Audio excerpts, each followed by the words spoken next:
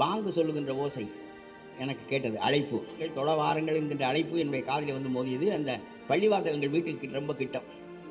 அப்படியே வெளியே பார்த்து கொண்டே இருந்தேன். அது மகரிப் தொழுகையினுடைய அழைப்பு. பாங்கு பற்றி வந்தது. ஏன் பாங்கு சொல்லுகிற முறையை நபிகள் ஏற்படுத்தினார் என்ற எண்ணம் ஓடியது.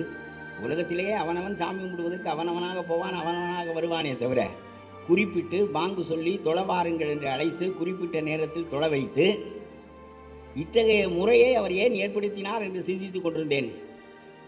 வடிவமில்லாத அல்லாவை எந்த இடத்திலும் இருந்து வணங்கலாம், ஒட்டகத்திலிருந்து வணங்கலாம், ரயில் ஓடுகின்ற ரயிலிருந்து வணங்கலாம், எந்த இடத்திலும் இறங்கி மண்டி போட்டு வணங்கலாம்.